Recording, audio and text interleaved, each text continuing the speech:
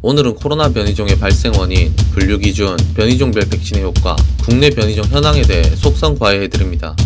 안녕하세요, 연구원 김씨입니다. 알파 변이, 베타 변이, 영국발 변이, 인도발 변이, 이런 거 지들끼리 뭐가 다른지, 또 백신의 효과는 어떤지 잘 알고 계십니까?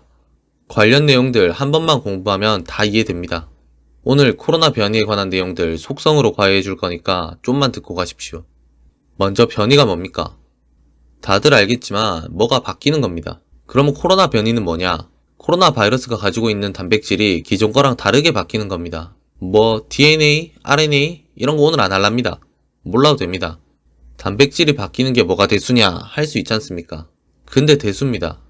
큰일이에요 이게. 왜 큰일이냐면 크게 두 가지 이유가 있습니다. 첫 번째는 예측이 어렵다는 겁니다. 단백질은 보통 뭔가 기능을 하나씩 다 가지고 있습니다. 좀 많이 비유적으로 말하자면 요 별 모양 단백질은 코로나 바이러스에 얼마나 감염이 잘 되느냐를, 동그란 단백질은 코로나 바이러스 걸렸을 때 증상이 얼마나 오냐를, 요 세모 단백질은 증식이 얼마나 잘하느냐를 결정하는 단백질이라고 그냥 칩시다. 당연히 실제로는 더 복잡한데 그냥 그렇다고 칩시다. 이게 어떻게 될지는 살짝 랜덤이긴 한데 변이를 통해서 요 단백질이 변하게 되면 어떻게 변할지 모릅니다. 좀 극단적이긴 하지만 어쩌다가 변이가 나타나서 별 모양 단백질이 지금의 코로나 바이러스보다 감염력이 100배 높게 변이가 일어난다 치면 그냥 전국민 코로나 파티 하는 겁니다. 또 동그란 단백질이 변이가 와서 코로나 증상이 0.00001배로 줄어든다 칩시다. 그러면 얘는 걸려도 콧물 몇 번 훌쩍대다 그냥 끝날 수도 있습니다. 그러니까 이런 변이가 어디로 튈지 몰라서 그게 무서운 겁니다. 두 번째는 백신의 효과 저하 때문입니다. 지금 코로나 백신 개발한 회사들 거의 다 큰 회사들입니다. 대부분 시총 200조, 300조 원 넘어가는 대기업들입니다. 삼전만한 회사들이다 이 말입니다. 근데 걔네들이 엔간히 잘 만들었겠습니까? 근데 지금 효과가 없는 애들은 운빨 만게임인 코로나 시장에서 타겟 단백질 잘못 골라서 그렇게 됐을 확률이 꽤나 큽니다. 바이러스 변이가 진행되면 우리가 백신 개발 타겟으로 삼는 항원 단백질이 변할 수가 있습니다. 뭐 조금 변하면 그래도 백신이 알아서 잡을 수 있는데 전혀 다른 느낌으로 변이돼 버리면 이거 어떻게 될지 모릅니다. 물론 그래서 코로나 백신은 독감 백신처럼 1년에서 2년 주기로 최신 변이종에 대한 효과까지 갖춘 백신으로 다시 개발될 겁니다. 화이자랑 모더나에서는 최신 변이종에 대한 백신 개발 착수했다고 보고했습니다. 어차피 2세대 백신에도 1세대 백신 절반, 새로 개발된 백신 절반 이렇게 들어갑니다. 그냥 일단 맞고 내년에 딴 거 또 맞으면 됩니다. 결국 코로나 변이의 무서움은 변이 바이러스의 예측 불가능함과 백신 효과 저하에 있습니다. 다음으로 변이종 종류에 대해 알려드리려고 하는데 그 전에 이름부터 한번 뜯어보고 갑시다. 변이종 이름들 많이 들어보셨을 겁니다. 알파, 베타, 감마 뭐 이렇게 표현하는 것도 있고 인도발 변이, 남아공발 변이 뭐 이렇게 표현하는 것도 보셨을 겁니다. 또 B117 이런 것도 보셨을 겁니다. 이거 말고도 변이종 분류하는 방법이 두 개인가 더 있긴 한데 우리나라에선 별로 안 쓰니까 오늘은 두 가지 분류만 알고 갑시다.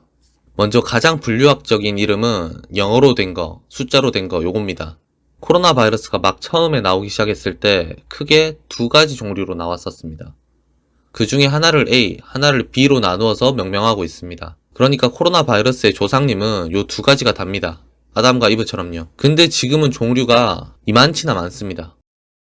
알파, 베타 뭐 이런 거로 다 못 살립니다. 얘네는 일종의 진화를 하고 있다 생각하시면 됩니다. 세대가 지나고 유전 정보가 바뀌면서 변이된 단백질들이 튀어나옵니다. 그런 정보들을 표기한 게 요 분류법입니다.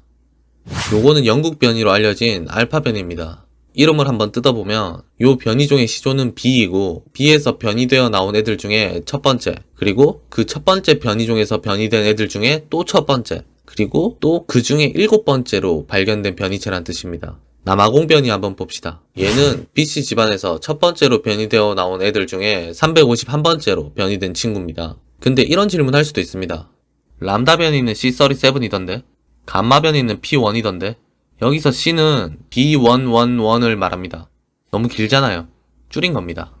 P도 마찬가지입니다. P는 B1128을 줄인 겁니다. 사실 지역 이름이 붙은 영국, 남아공 이런 것들은 대중들에게 쉽게 전달하려고 시작된 내용인데 한 지역에서 여러 변이종이 발생하기도 하고 그 종류가 너무 많아지니까 WHO에서는 정리를 한번 합니다. 쉽게 전달하려고요. 2021년 6월에 WHO는 변이체를 그리스 알파벳으로 표기하기로 했습니다.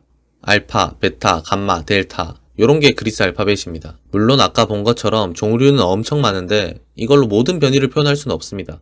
효율적인 정보 전달을 위해서 WHO는 대표적인 애들만 그리스 알파벳으로 추립니다. WHO에서 추린 다른 변이종들도 몇 개 더 있는데 지금은 우리나라에서는 요것만 알면 됩니다. 요 5개의 변이종은 백신의 효과, 전염성, 치명률에 있어서 눈여겨봐야 할 변이종들입니다. 특히 눈여겨봐야 할 변이종이 델타입니다.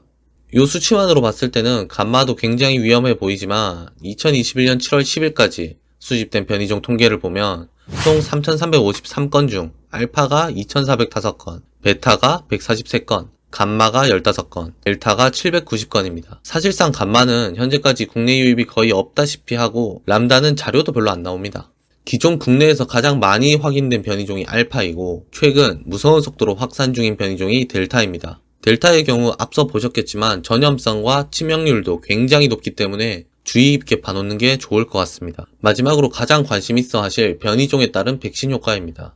근데 이거 본다고 해도 선택의 여지는 별로 없습니다. 감염 예방에 대해서는 60에서 88%까지 다양한 수치를 보여주고 있는데 알려진 자료에 따르면 모든 백신에서 중증 감염, 즉 입원 또는 사망 예방의 효과는 80% 이상의 효과를 보여주고 있습니다. 자녀 백신 하시는 분들은 골라서 화이자나 모더나 잘 맞으시면 될 것 같고 자기 차례 되어서 맞아야 하시는 분들은 사실 그냥 맞으시는 게 맞습니다. 현재 확진자 중에서 변이종 발생률은 24%입니다. 물론 점점 증가할 것으로 보입니다. 하지만 지금 코로나를 예방하기 위해서는 지금 맞을 수 있는 백신부터 맞으시는 게 맞습니다.